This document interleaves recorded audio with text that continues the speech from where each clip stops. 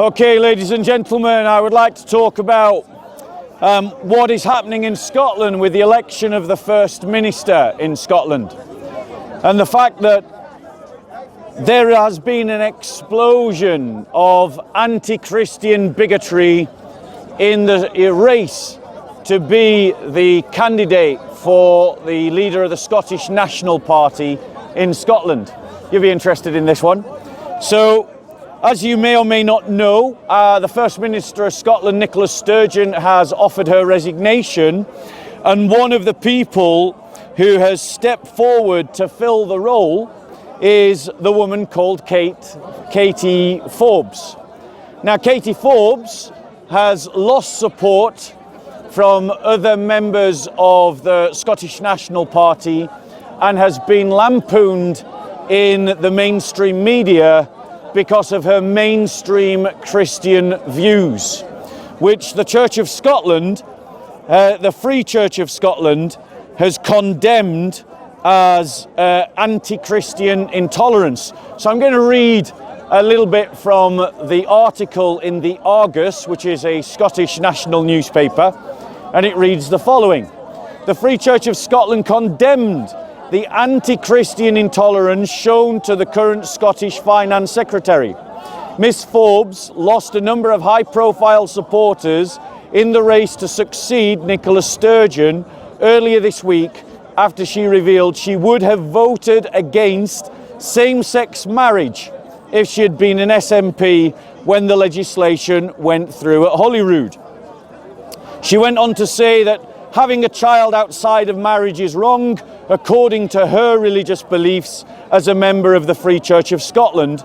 And a number of SNPs and Scottish ministers then withdrew their support for her leadership bid, while Deputy First Minister John Swinney said SNP members would have to make a judgment about those views and whether they think those views are appropriate for someone to hold if they are leader of the SNP and the First Minister. So in other words, the liberal establishment, the liberal progressive political do-gooders of the Scottish National Party that constantly talk about tolerance, that constantly talk about inclusivity, that constantly talk about pluralism, and how all faiths and all cultures are welcome to Scotland, have basically said that a Christian holding Christian views is not fit for the high office in Scotland. I'll take questions once I've finished making my points. I always take questions. So, ladies and gentlemen, what does that say about the progressive mantra of inclusivity, multiculturalism and pluralism? Does it not show that it's really just a joke? Doesn't it show that it's really just a rhetorical device that is used by people to push their versions of intolerance, their versions of exclusivity, their versions of bigotry and prejudice? Why is it okay for people in the Scottish National Party to say that they are not going to support Kate Forbes, who is a Christian and simply is articulating what Christians have believed for 2,000 years, and then in the next breath say that we are trying to build a multicultural, inclusive society? Let me finish. Let me finish. The troll that we see here, only behaves like this because if he stood on a corner and tried to give a speech, no one would listen to him. So, go on. What's your question? Do you not think the average Scottish person is far more in favour of gay rights in terms of gay marriage, the right to marriage? Yes. So to answer, go on.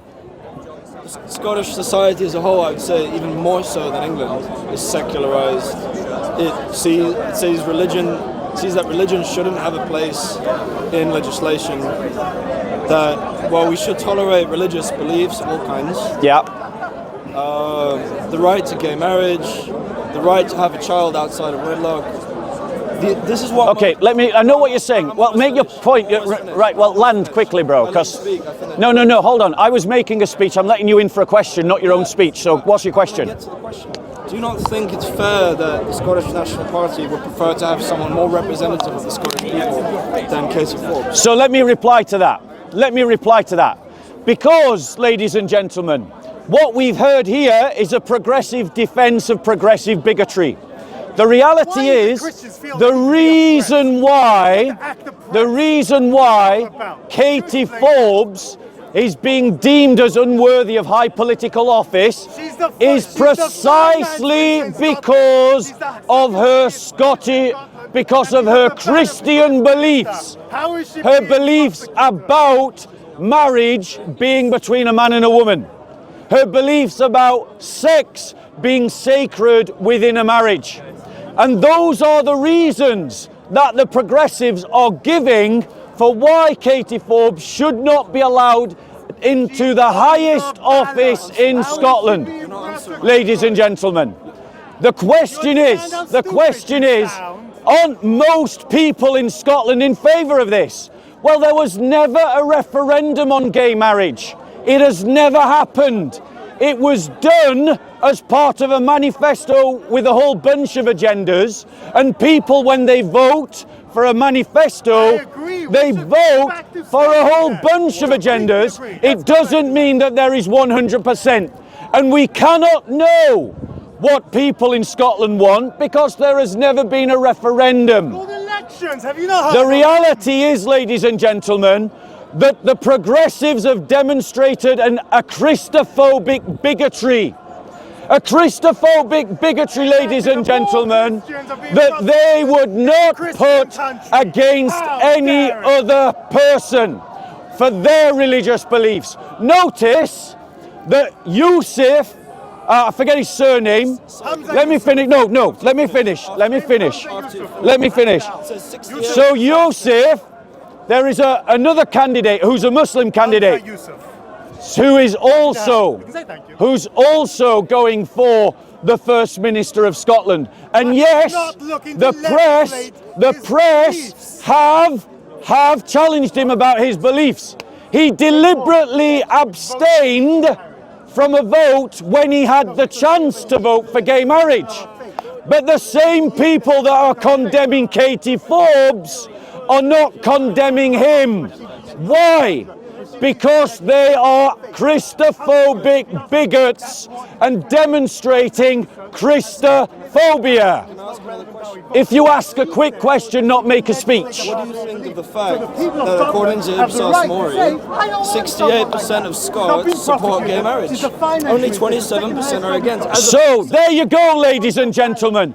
A significant minority of Scots agree with Katie Forbes. 30% of the Scottish population agree with Katie Forbes. And what they, ladies and gentlemen, have said, that all of those people are unworthy of the highest office in the land. How is this not bigotry? How is this not anti-Christian discrimination? Ladies and gentlemen, we must call out the progressive hypocrites for their double standards. They lecture us and tell us that we are bigots, that we have prejudices, but yet they want us to ignore their own bigotry and their own prejudice. We must stand with Katie Forbes against the Christophobic bigotry of the Scottish National Party. Ladies and gentlemen. Would you describe yourself as homophobic? No, of course not. Would you describe yourself as Christophobic? Would you? No, hold on. So here's the point. Is Katie Forbes allowed her personal beliefs? Yes.